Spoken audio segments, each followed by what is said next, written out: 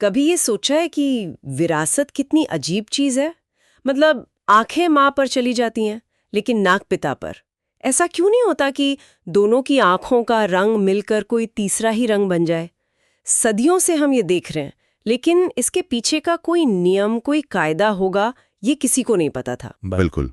ये एक ऐसी पहेली थी जिसका जवाब किसी के पास नहीं था।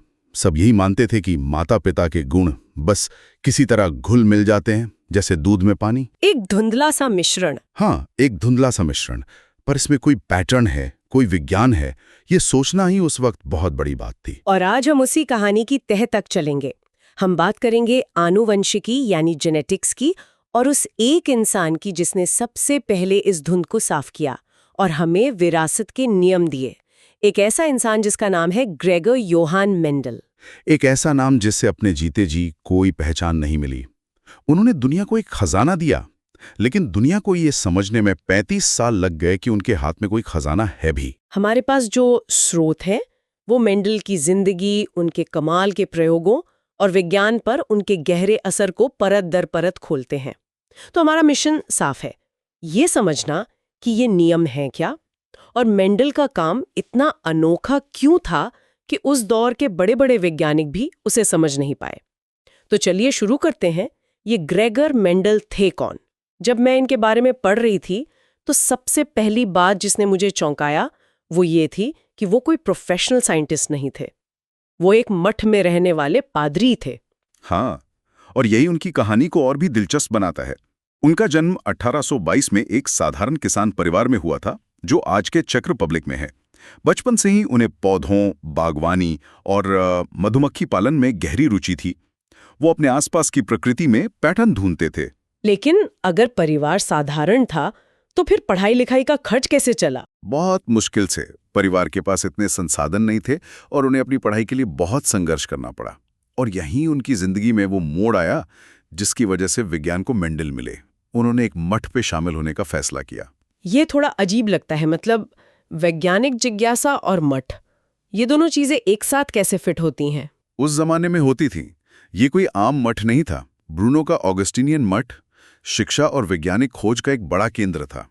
उनके लिए मठ में जाना सिर्फ एक धार्मिक फैसला नहीं था, बल्कि ये उनकी पढ़ाई और रिसर्च को बिना पैसों की चिंता के जारी रखने का एक तरह से जरिया था। अच्छा, वो मठ मेंडल जैसी जिज्ञासु आत्मा के लिए एक परफेक्ट जगह थी। तो मठ ने उन्हें एक तरह से स्कॉलरशिप दे दी। और फिर उन्होंने वहां से वियना विश्वविद्यालय जाकर पढ़ाई भी की, जहां उन्होंने फिजिक्स, मैथ्स और बायोलॉजी सीखी। और 1853 में जब वो वापस आए तो उन्होंने अपने मशहूर प्रयोग शुरू किए, मठ के एक छोटे से बगीचे में। सोचिए, विज्ञान के सबसे बड़े इनकलाबों में से एक की शुरुआत एक मठ के 2 हेक्टेयर के बगीचे में हुई थी। यहीं से कहानी असल में रफ्तार पकड़ती है। मेंडल ने जो किया वो सिर्फ बागवानी नहीं थी, वो एक बेहद सटीक और नियंत्रित वैज्ञानिक प्रयोग था। 7 साल, 1856 से 1863 तक। और स्रोत बताते हैं कि उन्होंने लगभग 28,000 पौधों का अध्ययन किया। 28,000? हाँ, ज्यादातर मटर के पौधे, जिन्हें हम वैज्ञानिक भाषा में पिसम सेटिवम कहते हैं। और उनका तरीका कमाल का था। वो कोई भी चीज किस्मत पर नहीं छोड़ रहे थे। मटर के फूलों की एक खासियत होती है कि वो खुद से ही परागण यानी पोलिनेशन कर सकते हैं। मेंडल को ये रोकना था ताकि वो अपनी मर्जी के पौधों का क्रॉस करा सकें। तो उन्होंने क्या किया? इसके लिए उन्होंने एक बहुत ही बारीक तकनीक अपनाई। वो कैंची से फूल के नर हिस्से यानी पुंखेसर को हटा देते थे। इस प्रक्रिया को इमैस्कुलेशन कहते हैं। फिर उस फूल पर एक थैली बांध देते थे ताकि हवा से कोई और परागकण उस पर न आ गिरे। अच्छा, बैगिंग। हाँ, बैगिंग। और फिर वो अपनी पसंद के दूसरे पौधे से परागकण लाकर उस फूल पर डालते थे। ये सब बहुत ही धैर्य का काम था। ठीक है, ये तो समझ में आता है कि वो बहुत मेहनती और सावधान थे। लेकिन उनसे पहले भी कई लोगों ने पौधों के संकरण पर काम किया था। तो मेंडल को वो क्यों दिखा जो किसी और को नहीं दिखा? उनकी सफलता का राज क्या था? हमारे स्रोत इसके 3 बड़े कारण बताते हैं। पहला, उन्होंने प्रयोग के लिए एकदम सही पौधा चुना था। मटर का पौधा किसी भी जेनेटिसिस्ट का मतलब ड्रीम सब्जेक्ट है। ये जल्दी उगता है, ढेरों बीज पैदा करता है, जिससे नतीजों का विश्लेषण करना आसान हो जाता है। और सबसे जरूरी बात कि उसमें गुण बहुत साफ साफ दिखते हैं। मतलब या तो पौधा लंबा होगा या बौना, बीज या तो गोल होगा या झुर्रीदार, बीज का कुछ नहीं। में सिर्फ एक ही गुण पर ध्यान दिया, जैसे उन्होंने सिर्फ पौधे की लंबाई का अध्ययन किया, लंबे पौधों का बौने पौधों से क्रॉस कराया और देखा कि अगली पीढ़ी में क्या होता है। जबकि पहले के वैज्ञानिक सब कुछ एक साथ देखने की कोशिश करते थे, लंबाई, रंग, बीज का आकार। हाँ, और नतीजों के घालमेल में उलझ जाते थे। मेंडल ने चीजों को सरल बनाया। तो पहला कारण सही पौधा, दूसरा एक बार में एक गुण, लेकिन जो तीसरा कारण था उसने तो जीव विज्ञान की दुनिया में तहलका ही मचा दिया। हाँ, और वो था गणित का इस्तेमाल। एक मिनट रुककर सोचिए, उस जमाने में कोई बायोलॉजिस्ट अपने नतीजों को सिर्फ बयान करता था, उन्हें गिनता नहीं था। मेंडल ने ऐसा नहीं किया। उन्होंने हर पीढ़ी में लंबे और बौने पौधों को गिना। उन्होंने सटीक अनुपात यानी रेशियो निकाले। ये उस वक्त के लिए एक बहुत ही क्रांतिकारी सोच थी। मतलब बायोलॉजी में गणित, ये तो ऐसा हुआ जैसे कोई शेफ खाना बनाने के लिए थर्मोमीटर की जगह कैलकुलेटर का इस्तेमाल कर रहा हो। बिल्कुल, उस दौर के लोगों को जरूर ये अटपटा लगा होगा। लेकिन इसी गणितीय नजरिए ने उन्हें वो पैटर्न दिखाया जो किसी और को नहीं दिखा। उन्होंने देखा कि जब एक शुद्ध लंबे पौधे को एक शुद्ध बौने पौधे से क्रॉस कराते हैं तो पहली पीढ़ी F1 में सारे पौधे लंबे होते हैं। तो बौनापन कहाँ गया? गायब हो गया? यही तो सब सोचते थे। लेकिन फिर मेंडल ने उन लंबे पौधों का आपस में क्रॉस कराया और दूसरी पीढ़ी F2 में बौनापन वापस आ गया।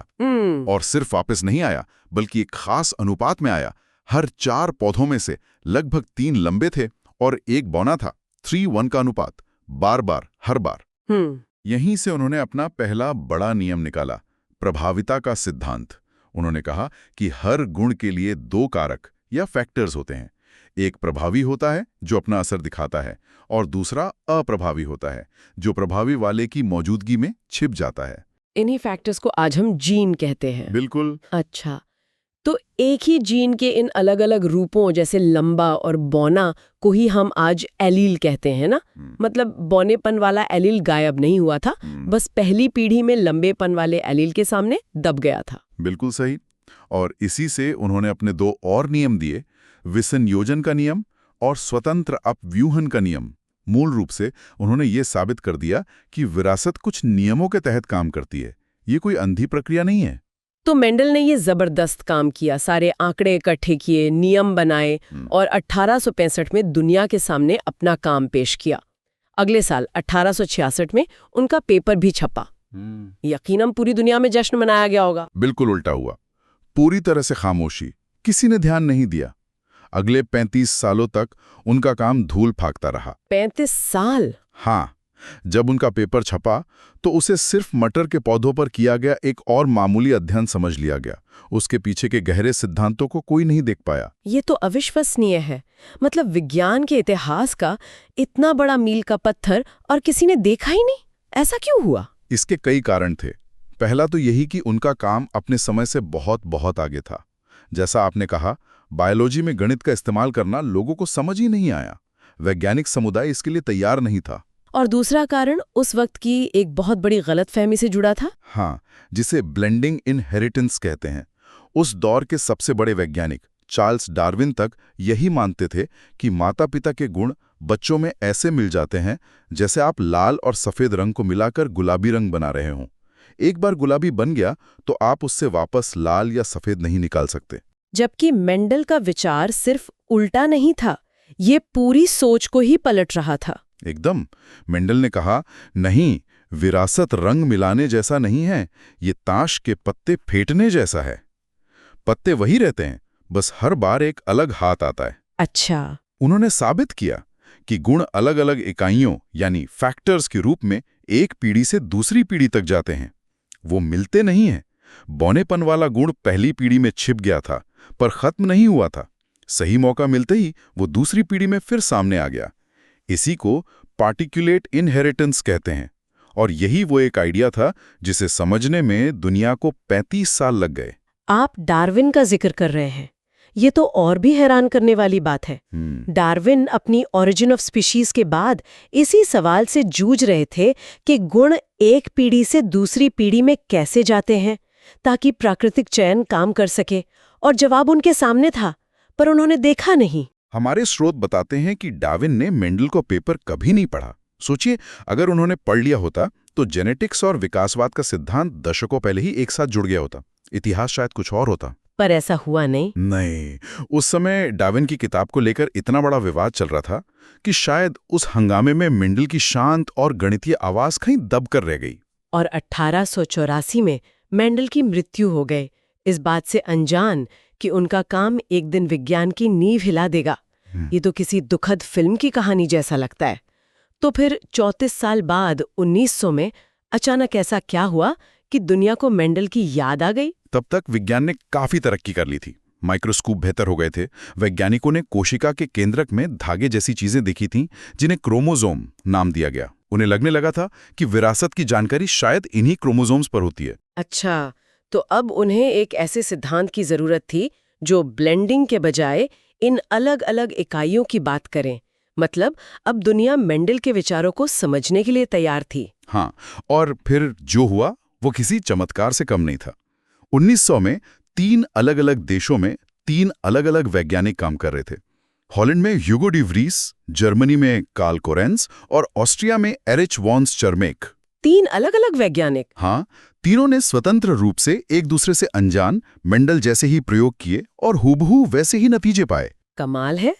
मतलब उन्होंने फिर से वही खोज की जो मेंडल 35 साल पहले कर चुके थे। जी, और जब वो अपने काम को छापने के लिए पुराना साहित्य खंगाल रहे थे, तो तीनों की नजर मेंडल के उस भूले बिसरे पेपर पर पड़ी। वो हैरान रह गए कि ये सारा काम तो कोई पहले ही कर चुका है। लेकिन उन्होंने बड़ी ईमानदारी दिखाई। बिल्कुल, तीनों ने मेंडल को उनकी खोज का पूरा श्रेय दिया और बस 2 महीने के अंदर उन तीनों के प्रकाशनों ने मेंडल को गुमनामी से निकालकर आधुनिक जेनेटिक्स का जनक बना दिया। आखिरकार उन्हें उनका हक मिला। और यहीं से कुछ और जरूरी शब्द भी सामने आए होंगे जिन्होंने जेनेटिक्स को और समझने में मदद की। बिल्कुल, अब जब हमें पता था कि कुछ गुण प्रभावी हैं और कुछ अप्रभावी, तो एक नई पहेली सामने आई। F1 पीढ़ी का लंबा पौधा और वो शुद्ध लंबा पौधा जिससे प्रयोग शुरू हुआ था, दोनों देखने में तो एक जैसे थे, पर क्या वो आनुवांशिक रूप से भी एक थे? नहीं, क्योंकि F1 वाले पौधे के अंदर बौनेपन वाला छिपा हुआ एलील भी था। सही पकड़ी। और इसी अंतर को समझाने के लिए 2 शब्द बनाए गए, जीनोटाइप और फिनोटाइप। फिनोटाइप वो है जो हमें बाहर से दिखता है, यानी पौधे का लंबा होना, लेकिन जीनोटाइप उसकी असली आनुवांशिक बनावट है, यानी उसके अंदर एलील का कौन सा जोड़ा है। हाँ, तो शुद्ध लंबे पौधे का जीनोटाइप हुआ T, जबकि F1 पीढ़ी के लंबे पौधे का जीनोटाइप हुआ T। और यहीं से समयुग्मजी होमोजाइगस और विषमयुग्मजी हेट्रोजाइगस शब्द आए होंगे। बिल्कुल, जब दोनों एलील एक जैसे हों, TT या TT, तो समयुग्मजी, और जब अलग-अलग हों, TT, तो विषमयुग्मजी। और जीनोटाइप और फिनोटाइप के इस अंतर ने उस सबसे बड़े सवाल का जवाब दे दिया कि कोई गुण एक पीढ़ी छोड़कर अगली पीढ़ी में कैसे आ जाता है। हाँ, वो कहीं जाता नहीं, बस विषमयुग्मजी माता पिता के जीनोटाइप में छिपा रहता है। ये एक ऐसी गुत्थी थी जिसे ब्लेंडिंग इनहेरिटेंस का सिद्धांत कभी नहीं सुलझा सकता था। तो आज हमने एक अनजान पादरी के बगीचे से शुरू होकर आधुनिक जेनेटिक्स के पिता बनने तक का उनका पूरा सफर देखा। एक कमाल का दिमाग, एक क्रांतिकारी विचार, एक लंबा इंतजार और आखिरकार विज्ञान की दुनिया में उनकी सही जगह की वापसी। आज की चर्चा का सबसे बड़ा सार यही है कि मेंडल ने दिखाया कि विरासत कोई जादू या संयोग नहीं है। ये एक व्यवस्थित प्रणाली है जो गणित के स्पष्ट नियमों पर चलती है। उन्होंने बायोलॉजी को भविष्य करने की ताकत दी। और अंत में श्रोताओं के लिए एक विचार। हमारे स्रोत एक बड़ी दिलचस्प बात बताते हैं कि मेंडल थोड़े भाग्यशाली भी थे। उन्होंने मटर के जो 7 गुण चुने थे, वो संयोग से अलग-अलग क्रोमोसोम पर थे और सीधे साधे प्रभाविता के नियम का पालन करते थे। उन्होंने गलती से भी ऐसे गुण नहीं चुने जो लिंकेज या अपूर्ण प्रभाविता जैसी मुश्किल चीजों से जुड़े थे, जहां नियम इतने सीधे नहीं होते। ये सोचने वाली बात है। अगर मेंडल ने कोई दूसरे गुण चुने होते तो क्या होता? क्या वो इन नियमों को इतनी सफाई से खोज पाते, या फिर वो भी नतीजों के घालमेल में उलझ कर रह जाते और जेनेटिक्स की खोज में और भी कई दशक लग जाते? यही सवाल विज्ञान की प्रकृति के बारे में हमें सोचने पर मजबूर करता है। किसी बड़ी वैज्ञानिक खोज के पीछे कितनी भूमिका एक टेंसन दिमाग और सख्त मेहनत की होती है और कितनी सिर्फ अच्छी किस्मत की।